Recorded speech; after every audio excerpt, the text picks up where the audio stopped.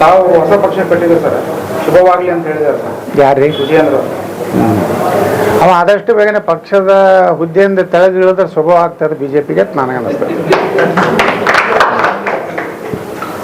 Sir, ರಾಜ್ಯ ರಾಜಕಾರಣದಲ್ಲಿ sir ತಮ್ಮ ಹೇಳ್ದಂಗೆ ಮುಂದೆ ಈ ಕ್ರಾಂತಿ ಅಂದ್ರೆ ಸರ್ ನವೆಂಬರ್ ಮುಗಿತಾ ಬಂತ, ಈ ಕ್ರಾಂತಿ ಆಗುತ್ತೋ ಅದು ಕ್ರಾಂತಿ ಮಾತಲ್ಲೇ ಉಳಿದೆ ನೋಡ್ರಿ. ಈಗ ಕ್ರಾಂತಿ ಅಂದವ್ರು ಯಾರು? ಕಾಂಗ್ರೆಸ್ನವ್ರೆ, ಬಿಜೆಪಿಯವ್ರು ಏನಂದಿಲ್ಲ, ಯಾರು ಅಂದಿಲ್ಲ. ಅವರೇ ರಾಜಣ್ಣ ಅವರು ಮೇಲಿಂದ ಮೇಲೆ ಹೇಳ್ತಿದ್ರು ಕರ್ನಾಟಕದಲ್ಲಿ ನವೆಂಬರ್ ಕ್ರಾಂತಿ ಆಗ್ತದತ್ತೆ.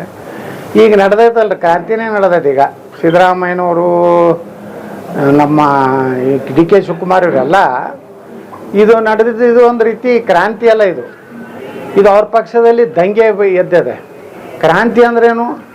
ಸಮಾಜದಲ್ಲಿ ಬಸವಣ್ಣವ್ರು ಮಾಡಿದ್ರು ಅದು ಕ್ರಾಂತಿ, ಡಿ ಕೆ ಶಿವಕುಮಾರ್ ಮಾಡಿದ್ರು ಕ್ರಾಂತಿ ಅಲ್ಲ, ಅದು ವಾಂತಿ.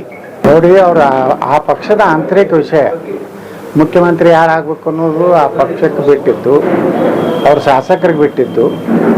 ಆದರೆ ಇವತ್ತು ಶಾಸಕರು ಖರೀದಿ ಮಾಡುವಂಥ ಏನು ಪ್ರಕ್ರಿಯೆ ಪ್ರಾರಂಭ ಆಗಿದೆ, ಯಾವ ರೀತಿ ಹಿಂದೆ ಕರ್ನಾಟಕದಲ್ಲಿ ಇಂಥ ಘಟನೆಗಳು ಆಗ್ತಿದ್ದು, ಈಗ ಅದೇ ಪರಿವರ್ತನೆ ಆಗ್ಲಾಕತ್ತದ, ಪುನರಾವರ್ತನೆ ಇವತ್ತೇನಾಗ್ಲಾಕತ್ತೆ. ಒಳ್ಳೆಯದಲ್ಲ. ರಾಜ್ಯದಲ್ಲಿ ಭೀಕರವಾದಂತಹ ಅನೇಕ ಸಮಸ್ಯೆಗಳಿವೆ ಮತ್ತು ಕಾನೂನು ಸುವ್ಯವಸ್ಥೆ ಇಲ್ಲ. ಬೆಂಗಳೂರಿನಲ್ಲಿ ಹಗಲು ದರೋಡೆ ಆಗ್ತದೆ. ಈ ರೀತಿ ಸ್ಥಿತಿಯೊಳಗೆ ಇವತ್ತು ನಮ್ಮ ಬೀದರ್ ಭಾಗದಲ್ಲಿ ಸಾಕಷ್ಟು ಮಳೆಯ ಹಾನಿಯಾಗಿ ಯಾವುದೇ ಪರಿಹಾರ ಇಲ್ಲ. ಎಲ್ಲಿಯೂ ಸಹ ಭ್ರಷ್ಟಾಚಾರ ಅಂತೂ ಇದು ವ್ಯಾಪಕವಾಗಿ ಇವತ್ತು ನಡೀತಿರೋಂಥ ಪರಿಸ್ಥಿತಿಯಲ್ಲಿ ಸರ್ಕಾರ ಯಾರು ಯಾವ ಜಾತಿಯವರು ಮುಖ್ಯಮಂತ್ರಿ ಆಗಬೇಕು ಅನ್ನೋದು ಮಾತು ಅಲ್ಲ, ಯಾರೇ ಇದ್ದರೂ ಕಾನೂನು ವ್ಯವಸ್ಥೆ ಈ ರಾಜ್ಯದಲ್ಲಿ ತರುವಂಥ ಚಿಂತನೆ ಮಾಡಬೇಕು ಹೊರತು ಅವರಾಗಬೇಕು ಇವರಾಗಬೇಕು ಅನ್ನೋಂಥದ್ದು ಒಂದು ಒಳ್ಳೆಯ ಬೆಳವಣಿಗೆ ರಾಜ್ಯದಲ್ಲಿ ನಡೀತಾ ಇಲ್ಲ.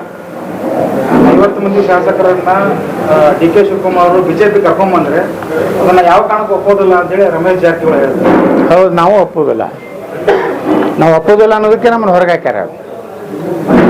ಎಲ್ಲ ಈ ವಿಜೇಂದ್ರ ಮತ್ತು ಡಿ ಕೆ ಶಿವಕುಮಾರ್ ಒಪ್ಪಂದ ಮಾಡ್ಕೊಂಡಾರ. ಅದಕ್ಕೆ ಮೊನ್ನೆ ಅಮಿತ್ ಶಾ ಭೇಟಿಯಾಗಿ ಡಿ ಕೆ ಶಿವಕುಮಾರ್ ಬಂದ್ರೆ ಬೆಂಬಲ ಬೇಕು ಅಂತ ಹೇಳ್ಯಾರ. ಆದ್ರೆ ಪ್ರಹ್ಲಾದ್ ಜೋಶಿ ಹೇಳಿಕೆ ನೋಡಿದ್ರೆ ನಾವು ಡಿ ಕೆ ಶಿವಕುಮಾರ್ನ ನೇತೃತ್ವದಲ್ಲಿ ಸರ್ಕಾರದಲ್ಲಿ BJP ಭಾಗ ಆಗುವುದಿಲ್ಲ ಅನ್ನೋಂಥ ಸ್ಪಷ್ಟ ಸಂದೇಶ ಈಗ ಹೈಕಮಾಂಡ್ ಕೊಟ್ಟಿದೆ.